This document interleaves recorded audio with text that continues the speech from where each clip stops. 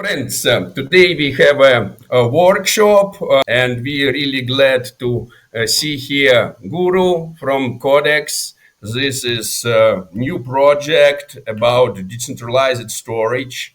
And Guru today will show us how to run the node. And maybe, Guru, maybe you will tell two words about yourself, about your role in Codex. Yeah, I work as the developer relations engineer at Codex. Codex is a part of the IFT umbrella. I'll share my screen right away and show you what IFT is. So, Institute of Free Technology, which abbreviated as IFT, has a portfolio of projects which include logos for network state related movement building, Vaku, which is the communications layer, Codex, which is the storage layer, and we'll be talking about Codex today. We also have a consensus layer called Nomos.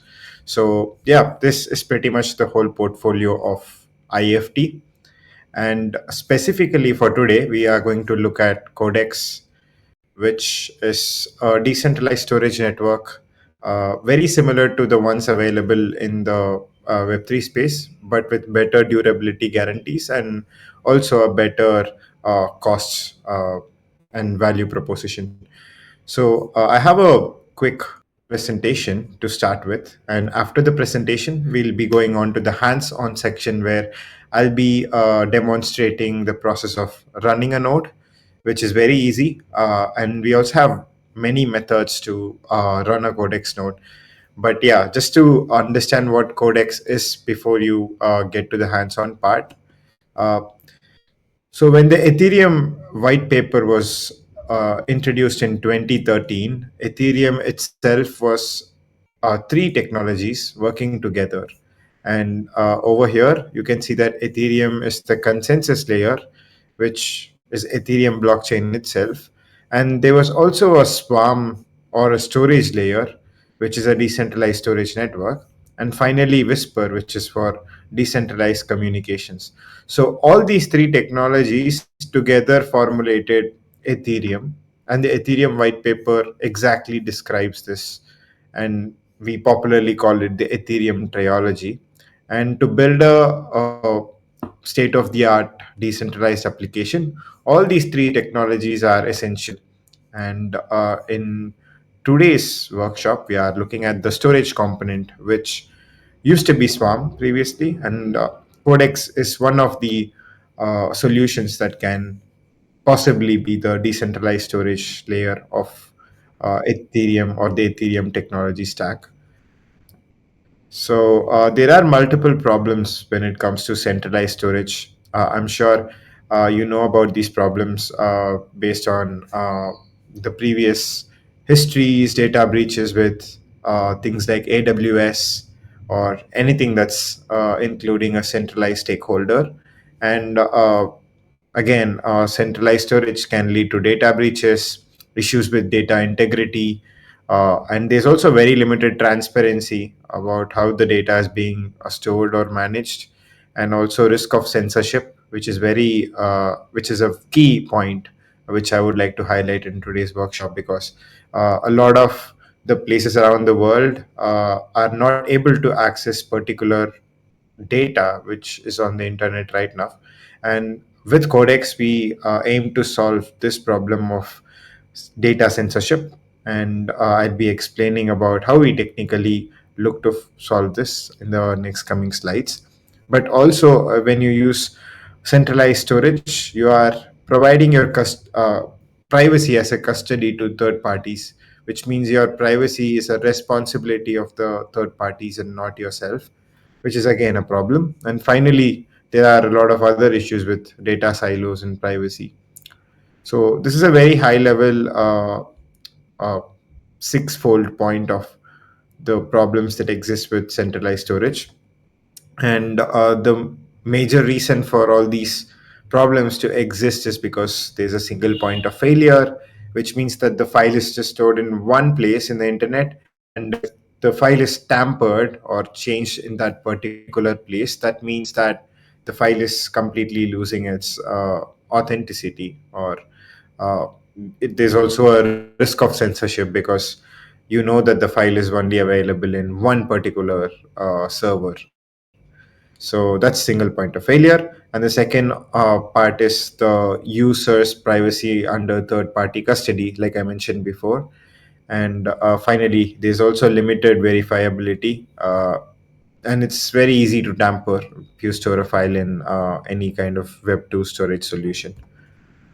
So why Codex? Codex is decentralized, censorship resistant, durable, which is the point that we stress the most, and I'll be explaining the definition of durable in the next slide. But yeah, Codex is also accessible, can run in multiple resource environments, and currently it's only available as a full node. But then I will also be demonstrating on how you can use Codex as a managed node, and how we are available for support if you wish to run Codex or build on top of Codex in a managed way. Codex is also scalable, meaning that the network itself scales and based on the demand. And Codex is also cost effective, very competitive to the other alternatives available in the Web3 storage market. So now looking at the definition of durability, there's multiple factors contributing to this umbrella world called durability.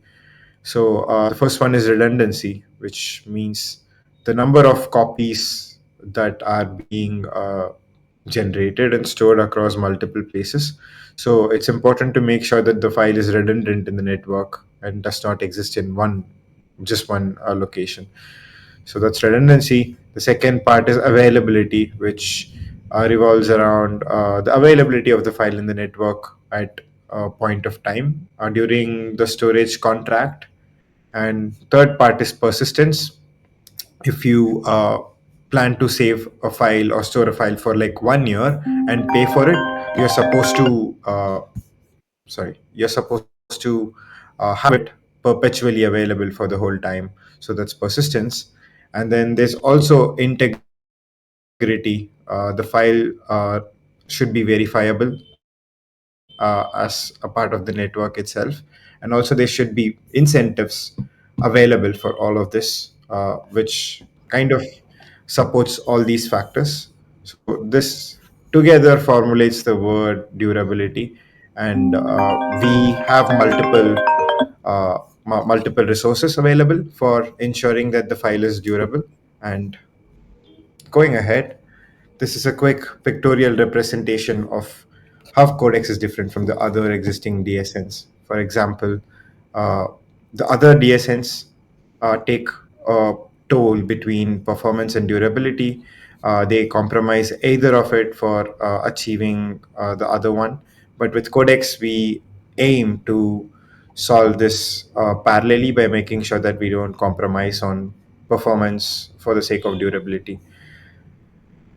And so a high level architecture of Codex in a nutshell looks like this. We have a storage network which has storage providers and storage renters, and these are available in the storage network itself. And it's leveraged using the decentralized durability engine, which is the novel part of Codex.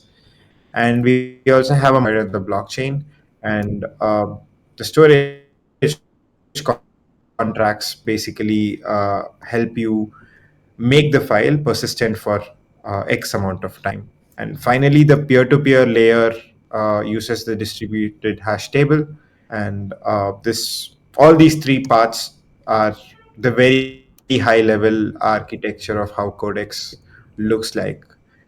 So I also have a quick demonstration of how the storage marketplace works. So let us assume you have two kind of users here.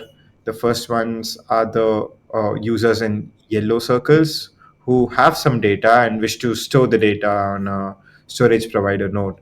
And then there's also uh, the ones in blue circles over here who have space for sale but are expected to get incentivized in exchange of storing the data for some time.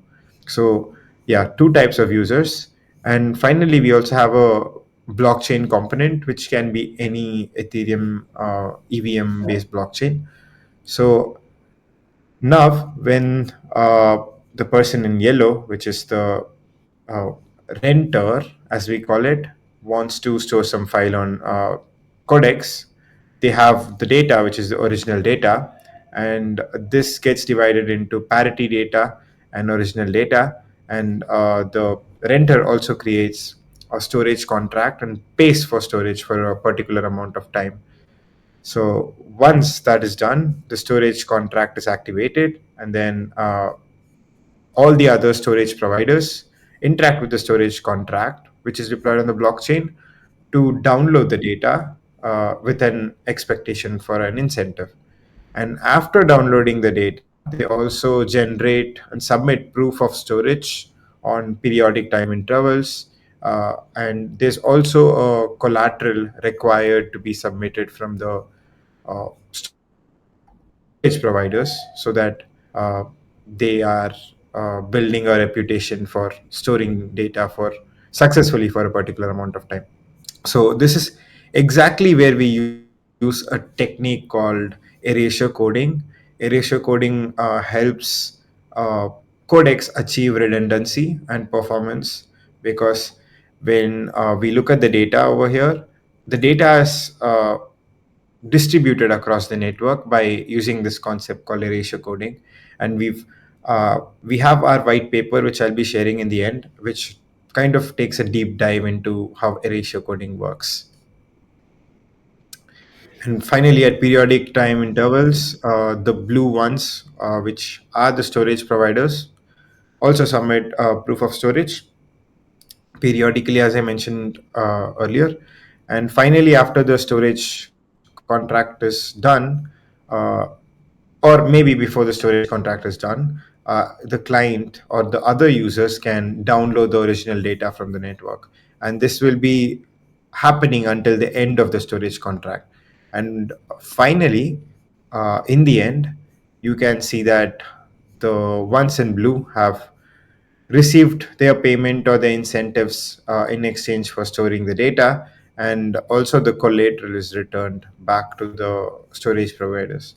So there are slashing mechanisms that happen when a particular storage provider is not reliable enough for storing a data. So this is also included in the white paper. So yeah, I think that should be the last part of the presentation. And after this, we'll take a hands-on session on running a Codex node. But yeah, just to summarize, the state of Codex right now is as follows. There are no incentives for Codex as of now, which means that Codex is in non-incentivized testnet. Anyone can participate in the testnet, but there are no incentives for the storage providers for storing data. But we have the incentivized testnet expected to be launched later this year. So this will be a huge milestone for us for bringing in persistence. And to achieve persistence, we have something called marketplace. The Codex marketplace is the one where you can kind of deploy storage contracts to find other storage providers who are interested in storing the data. So in the current state, marketplace is not available, and available in the onboarding docs. But then you can still try it out. We do have some information about uh, how the marketplace is supposed to work. But then, yeah, it's going to be a lot more stable in the next coming months once the incentivized testnet is launched. And finally, users can still use the peer-to-peer capabilities of Codex using the altruistic mode. And that's exactly what we'll be diving into today. Altruistic mode is using Codex without any out-of-the-box incentives aligned to it. So, yes, it's more like using Codex as a peer-to-peer layer for storing and transferring data within the network. And before we go into the uh, live demo section, Uh, yeah, you can check out the Codex white paper by scanning this particular QR code. You can also find this in the Codex documentation, which is docs.codex.storage. And if you wish to join the Codex Test-net, we have the following channels set up on the Codex Discord. So you can scan the particular QR code, and after joining the Codex Discord server, you can check for the hardware requirements and start with step one. And all the instructions that I'm going to share in the next few minutes in the hands-on session is also available over here. And I strongly recommend you to check this out if you are interested to run a Codex node. So yeah, that's pretty much about it from the presentations. Now we are going to the uh, hands-on part. And for the hands-on part, I will be starting it with the documentation website. So you can go ahead to the documentation website at docs.codex.storage.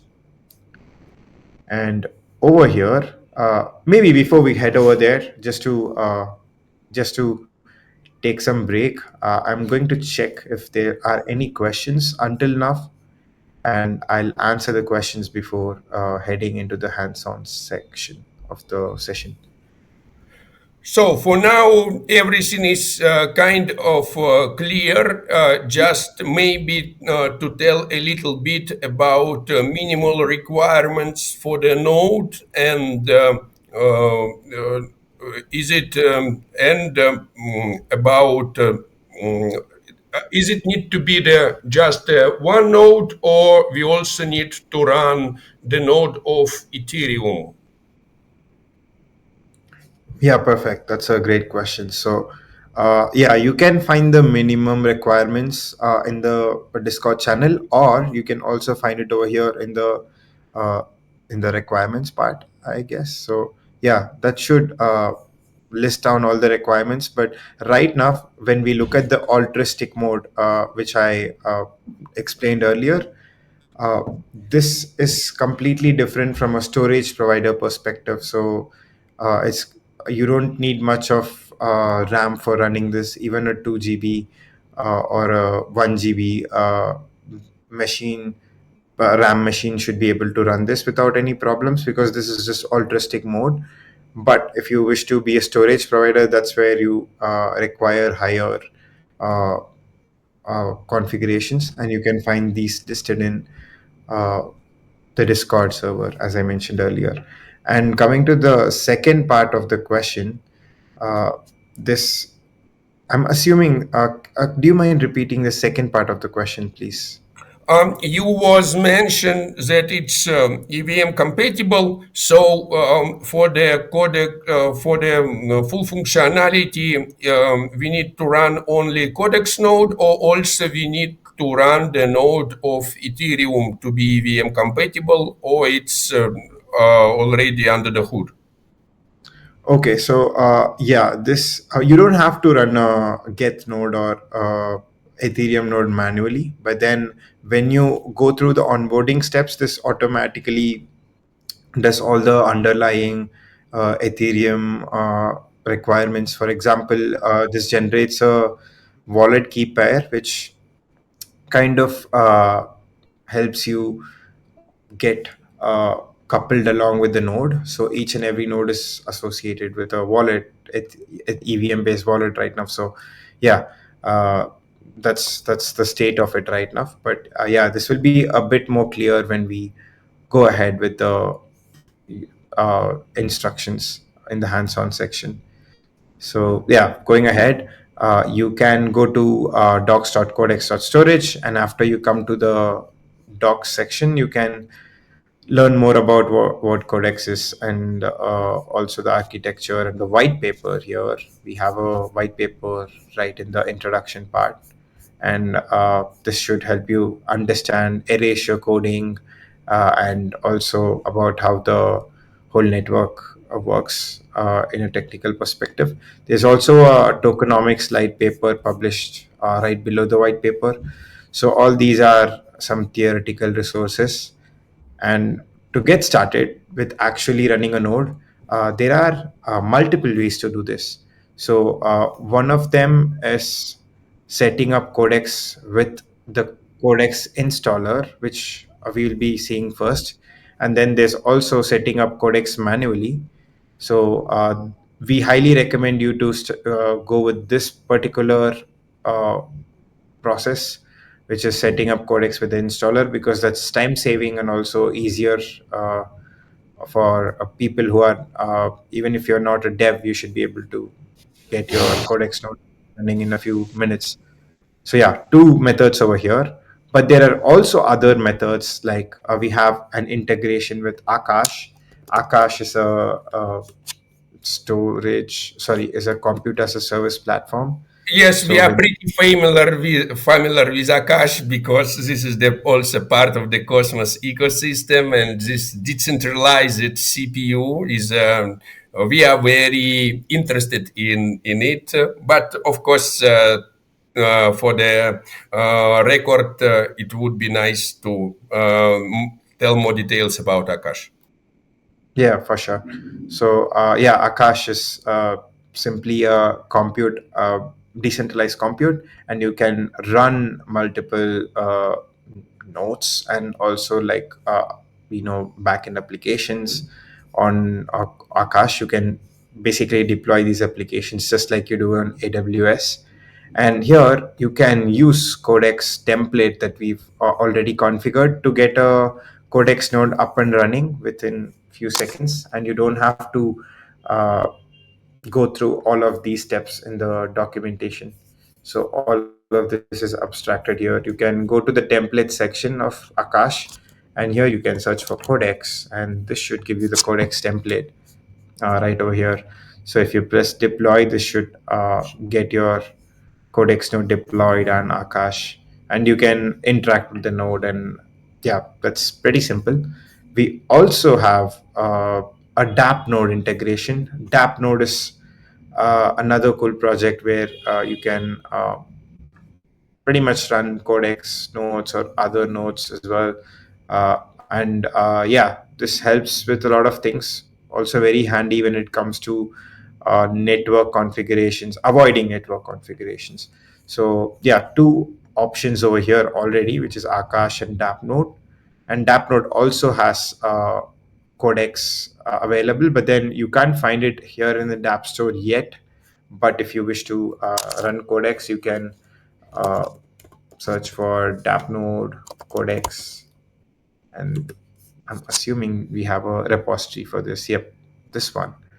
So you should be able to copy this particular CID, which has Codex. If you just want to run a Codex node, and if you want to run a local Geth node along with Codex, you can use this particular CID, and you can just copy paste it over here, and this should uh, this should work very much similar to an Akash template. So yeah, two ways to do this. As you can see, I already have it installed. So yeah, it's just asking me to update. But before we come to the DAppNode part, I will be demonstrating a bit of DAppNode and why it is helpful for us. But before we come over there, I'm going to go ahead with this step, which is over here, the traditional way, which is setting up Codex with the installer and running Codex node locally on your machine. So before we start, we do collect some data if you are using Codex with installer.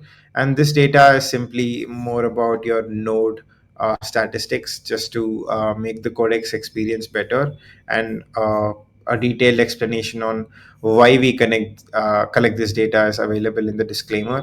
So by going ahead with the following steps in this category, you agree to the disclaimer and agree to the data collection, which is basically all the data that is listed here.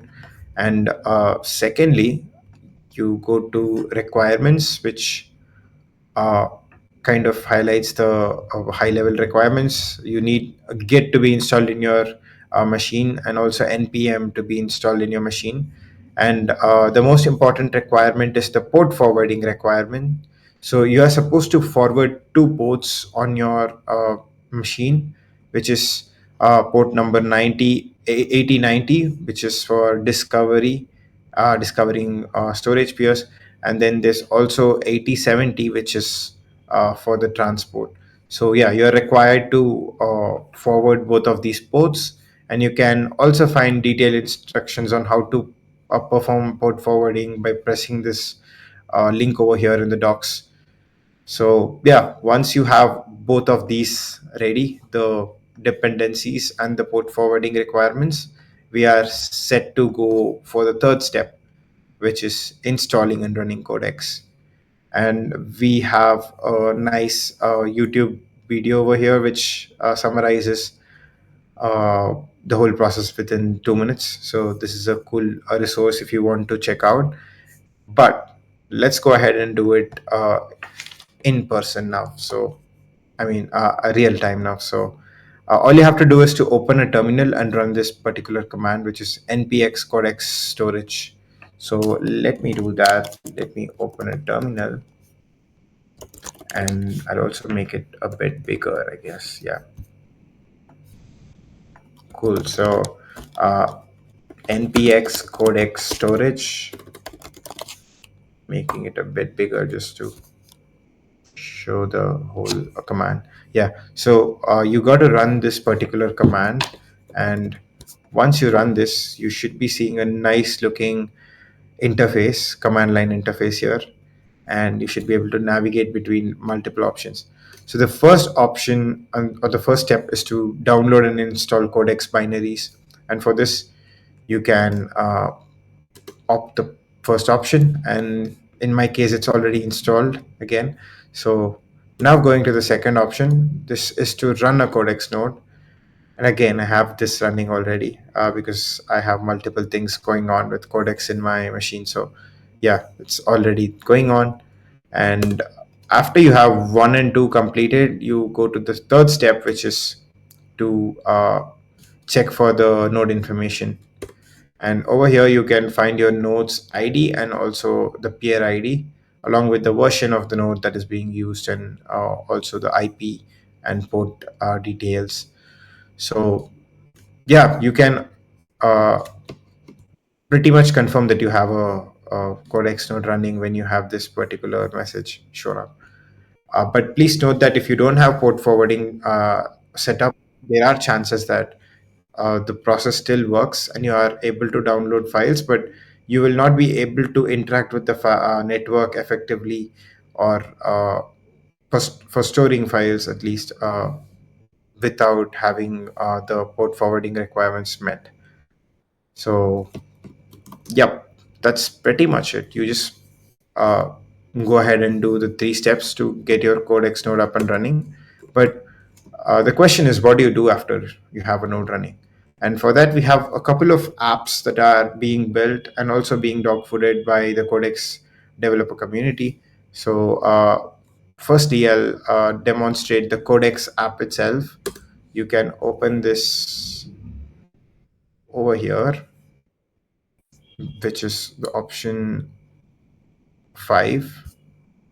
And yeah, now let me go ahead with onboarding, write my name, and finally, before going into the dashboard, you can see that there's a health check happening here, which shows that my internet connection is found, but Codex connection is not found. There's also issues with port forwarding. So the reason why this is happening is because I don't have port forwarding set up, and a port forwarding is available out of the box with DAppNode uh, if you use the DAppNode template. And that's exactly why I've used DAppNode over here. So when you look at DAppNode after you install the Codex package, you can see the Codex local node running over here. And yes, that should make sure that it's all ready in the DAppNode side. And sec, yeah, when you press this, you can see the Codex app link over here. And this app uses the Codex node, which is deployed on Akash or DAP node in this case. So this is exactly the URL from here. So it's not interacting with my local node, but the DAP node. And now let's try going ahead here, and you can see that the codex connection is found in this case, and also port forwarding is set up. So this is exactly why I feel that solutions like DAppNode or Akash are lifesavers, because they help you avoid these problems that exist with the network. So yes, after all this is done, you can proceed to the dashboard. And please note that this is still in alpha, so there are a lot of bugs that we are planning to fix shortly. And yes, so with the app, you should be able to download and upload files. And to download files, you can simply paste the CID of the file that you want to download. But to upload a file, you upload a specific file. For example, uh, let me try finding a. Yeah, I have some cat images, and this is a cat image that I want to store on Codex. So I just select this, and after you upload this, you can find the CID over here in the files section, uh, which exactly is this one. So you can also download the files by using the download field over here.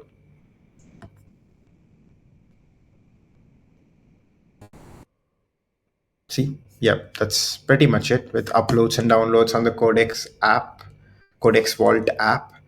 But there are a lot of other things that you can do after you have a node up and running. For example, in this case, the Codex app over here uses the Codex node API endpoint, and also the get HTTP RPC. Both of them are mentioned here after you deploy. So yes, that's pretty much it for running the Codex node. But if you want to know more about what can be done after running a Codex node, you should be able to find them in the docs, uh, right in the API section. You can go ahead over here, and this link called api.codex.storage has all the available list of Codex APIs. And yeah, that's pretty easy to understand, and you can get started with building on top of Codex, although the marketplace is not yet ready, and be an early adopter. And yeah, that's the action point after you run a Codex node and it's active. But looking at the uploads and downloads again, you can uh, upload a file to generate a CID, which is the unique content identifying hash for the particular file. So yes, if someone has access to this hash, they'll be able to retrieve the file from the network. So I would also like to show an application built on top of Codex, and we have this application called Share or Cipher Share, which is a file sharing application that uses Codex as the storage layer and Waku as the communications layer. And we also have other applications. For example, Kwaku, which is a project by one of the core contributors at Waku. Kwaku is a question and answers tooling where you can create Q&A and also view your historical Q&A. So this uses Waku and Codex as well. And for the sake of today's workshop, I'm going to focus solely on CipherShare. So CipherShare has a room ID over here, which is supposedly the last part of a content topic in Waku. So all the peers who are connected to the same content topic are able to receive the files that are being shared from the file sharing app. So yes. Now let's go ahead in the settings menu to see what is available. You can use Codex in two different ways, as I mentioned earlier. You can either use the local node by following up the npx codex storage command, or you can also use a remote node, which significantly reduces decentralization. But for peak decentralization, we always uh, suggest a local node rather than a remote node. And yes, that's pretty much it over in the Codex settings. And in the we also have some Vaku settings listed over here, like uh, the preference of a user from a light node to a relay node is also shown here. And finally, we have a cool technology called Taco, which just integrated uh, into the file sharing app to dog food or codex use case. So this is really useful because this basically checks for a specified condition and only decrypts the data if the condition is met. And an example for this would be using encryption or access control methodologies like positive balance, time window, or NFT, checking if an user has a particular NFT. And when you look at the time window here, this basically allows the file to be available in the network for a particular amount of time. For example, let me select the time window to be 60 and save the configuration. Now let's also open another tab and make sure that this particular indicator turns green before we start anything, because that's just the Vaco status. All right, we have the green indicator available now. So now let's try uploading a file, which is going to be 2.png. And when you're uploading a file, you're also asked to sign a message here, because you're having this option, which is uh, which is over here, uh, for any sort of access control. So yeah, when you select time a window or any access control from here, you're supposed to sign a message on a MetaMask at the time being. So now 2.png is encrypted, and this is only available for 60 seconds for decryption.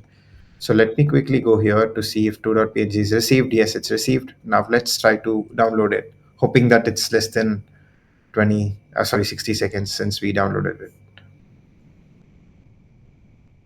All right, so yeah, that's it. It's downloaded.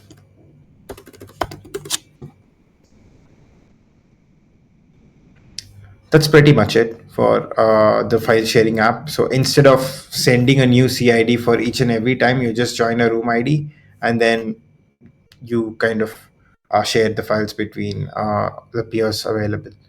So CipherShare is also open source, so you can check out the code base over here and feel free to contribute to this. We've had many people contribute to the code base in the last 2 weeks, so we'd be more than happy to help you if you are planning to contribute to CipherShare. Uh, yeah, that's pretty much it from me. And I will take the questions if there are any enough. And I would also like to discuss a bit of the use cases that can be built on top of Codex. And finally, before we end today's session, I would also revise the current state of Codex again, so that everyone's informed about the absence of incentives at the time being. But yeah, I'm going to take the questions firstly. Oh, was so interesting and so much possibilities. I already see how it's important because we don't have so many alternatives to IPFS. And some questions related, for example, for the Filecoin or for the another decentralized storages, what makes Codex different, for example, with the Filecoin or any other tools for the decentralized storage data? Yep. So there are a lot of differences architecturally between Codex and Filecoin. The first one is the consensus itself, or the proving mechanism itself, where uh, Filecoin uses something called proof of space time, and also proof of storage. I guess I'm not sure how they call it, but then it's a completely different consensus mechanism or a verification mechanism. And with Codex, it's different. And also they do not use erasure coding as a solution for uh, kind of making the files redundant across the network. So Codex uses erasure coding, which we consider to be a step ahead of whatever Filecoin is doing. And Codex also has a plethora of items in the roadmap. Like, we want to be able to support access control natively, so that all the files that are uploaded in Codex are natively encrypted and decrypted. So that's another part in the roadmap, but it's not yet live, of course. And finally, the biggest word, which can be the difference between Codex and any other or player in the Web3 storage space, is the durability. Because when we look at Filecoin, if you have an NFT minted using an IPFS CID, this particular NFT is not going to be durable. And the reason why I'm saying it is because if you don't open the particular IPFS CID for more than 1 month, IPFS and Filecoin is designed in such a way that it forgets the file out of the network. The garbage collector simply deletes the file from the network, making it unavailable. So this is a very simple example of how Codex prioritizes durability more than Filecoin. But there's definitely more to it, and everything is in the white paper as well. This is, yes, this is very interesting. The question of the really eternal NFTs are still open, and we hope that Codex will close this question. Friends, if you want to ask the question with the voice, feel free to turn on your microphone or to raise the hand and ask Guru about any questions about Codex. If you don't want to use the voice, you can always use inner chat to write your questions with the text. And but I still also have several questions. So, how can we use Codex, for example, as the storage for the database, to use it in machine learning, to use these databases for AI, and how do you think for how it will be effective to use Codex as the data storage for machine learning? Perfect. So yeah, Codex supports larger file sizes on an economical perspective, because the prices for storing a smaller data is not really practical at this point. So we encourage users to use the altruistic mode, which is without the persistence, if for smaller files. But when we look at larger files, which is supposedly the ones that are required for domains like machine learning or AI, uh, Codex is really great in these aspects, because, uh, for example, there was a project that I was working with last week at Switzerland, which is a Web3 event. They had a build week. And then there's a project building brain computer data marketplace on top of Codex, which means that they dump all the data from a PCI data source into Codex after access controlling it with Taco. And only if you hold a specific NFT, you are able to access the particular data stored on Codex. And this is a very cool use case, which emphasizes on privacy and also kind of holds on to the other values.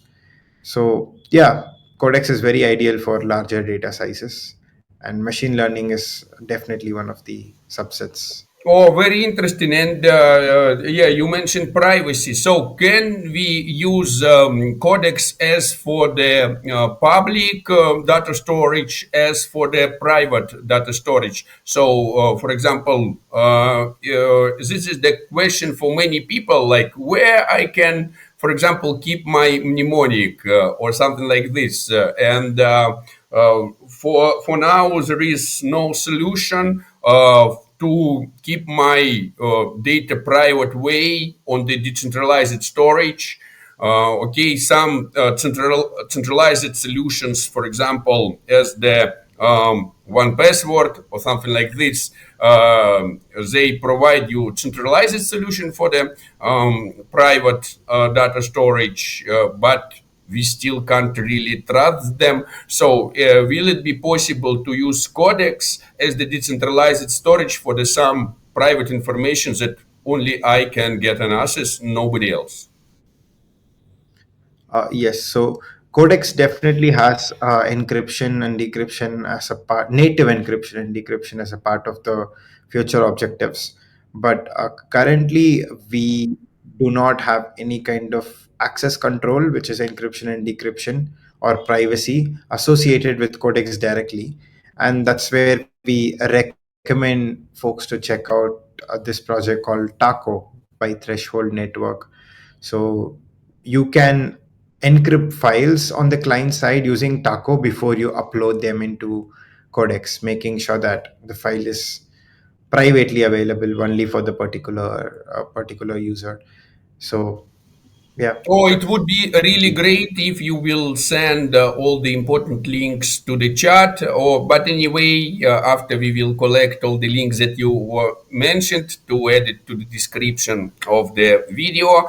And such question for the development of the codex. So, as I understand, you have a pretty big team, but maybe you still are looking for somebody. Do you need developers, or maybe you need ambassadors? Maybe you need people who will more work with marketing, or maybe you need just more users. As I understand, of course, for the testnet, we need validators, but who else are needed to accelerate the development of the codex?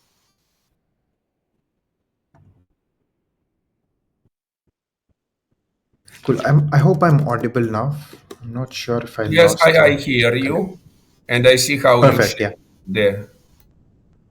All right. So yeah, we have multiple ways in which contributors can get involved, and obviously one of them is working with Codex directly as a core contributor. And over here, when you go to the job board of free.technology, we have a Codex section over here for the Codex team. And we currently have two new roles which just opened up earlier today. So the first role is a developer advocate role, which is a part of our students program, and they'll be pretty much responsible for helping us reach the masses. And this is again a student program role. This is not a full-time role, but then it's a good way to gain some experience if someone is looking for it. And we also have a junior developer role where you'll be working on the R&D side of building consumer applications on top of Codex, which is basically applications like CipherShare. So yeah, we have two roles open available in the job board. Feel free to apply, and we are looking forward to see you apply if you're interested. But apart from this, we also care a lot about dog fooding Codex by building such things like the Kwaku app, which I mentioned earlier from my colleague. So Vaslav built this particular app, and we kind of use it internally to create Q&As during our town halls and uh, all hand meetings. So yeah, we are really looking forward to see more projects booming up internally within the Codex team and also in the Codex community, which solve these niche problems.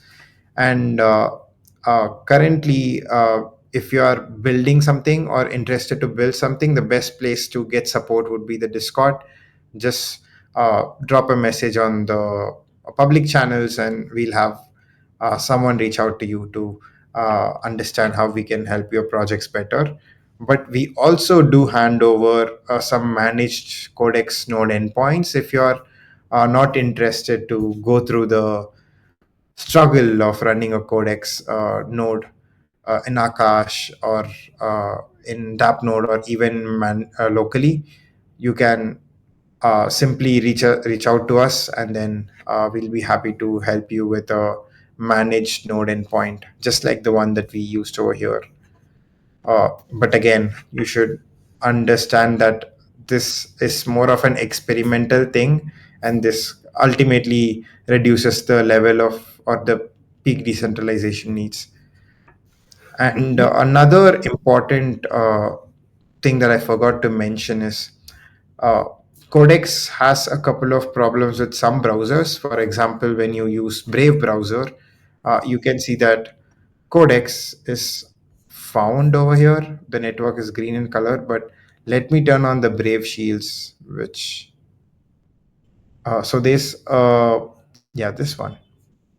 So you need to make sure that the Brave shields are inactive if you want to use Codex. But in this case, I'm using a DApp node environment, so the Brave shields don't matter. But let us say I am here in this website, and now I'm turning on Brave shields, and you can see immediately that the local node will no longer be connecting because Brave shields kind of introduce issues into this. So make sure that you are informed about these minor issues. It's also available in the FAQs in the Discord server. Great, great. And also the question about any grant programs or does Codex have any grant programs, and what is the main needs on the stage of development for now? What you have lack of, or for now you have everything that you need? Of course, we need some help from the community in terms of not only providing feedback for all the projects and the onboarding flow, but also building consumer facing projects itself. For example, if someone wants to build a app that uses the Codex SDK, we have a JavaScript library available already, but it's not super well documented. But we are prioritizing it for the next couple of quarters, so it will be a lot better.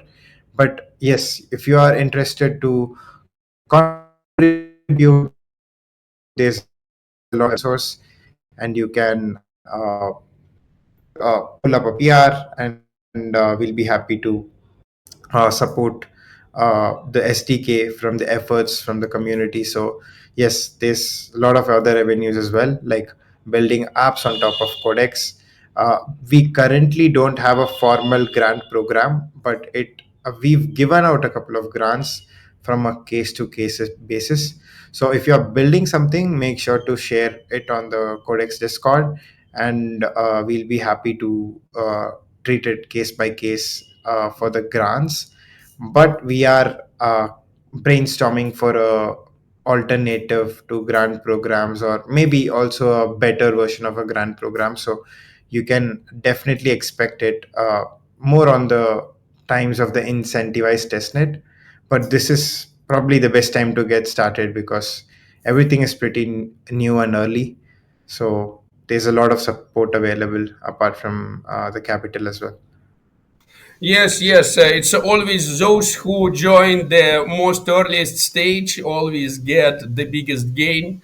And we definitely will be very interested in running Codex node and participating in the testnet. We think that this is really very important for the whole Web3. We really need more solutions for the decentralized storage of data. And as we as validators, we also have a lack of such tools. And friends, if you have any questions, you still have this chance to ask Guru online and ask this question. And if you don't have, for me, is everything clear? Just I will ask one more time, Guru, to share some important links in the chat that people can go by these links directly. But anyway, we will have the record of this workshop, and we will mention all the links in the description. And from my side, thank you for Codex and thank you for Guru for coming to the Validator School to share with us such great opportunity to become an early stage validator. Oh, I think the voice just broke out for me. But yeah, thanks for having me in today's session. It was nice to meet all the other validators in the community. And yeah, I'll be happy to stay in touch with the post-human community. Uh, and I've just dropped the link to the Discord on the chat. So make sure to join the Discord. You can ask questions over there, and our core contributors will be happy to help you. And even if you don't have any questions, this is going to be a great place for you to uh, start. Uh, Start running a Codex node. As I mentioned earlier, you can head on to the step one channel in the Codex Discord, and that has all the instructions needed for this. So yes, I see a question. This says, this asks if a password manager is a possible use Yeah, case. this is Bilal. This is Bilal. I asked you the question, Guru. Oh I'm yeah, from the absolutely. validation. I'm working. I'm not working. I'm a student at Posthuman. Just new to validation. Vladimir asked us to join and join. But this codex looks quite a good possible use case. Could be password managers. Yeah, absolutely. Because uh, right now, whatever people use with one password and Bitwarden can be completely decentralized with something like Codex. Uh, so yes, definitely. This is really great. Let's join the Discord of Codex and let's try to run more nodes and be the first wave of the validators of Codex. Thank you, Guru. Thank you, friends, for being here. Participation is very important. Bye bye. Thanks, guys. Bye bye. Thanks for Guru. Thanks for Vladimir. Thanks a lot.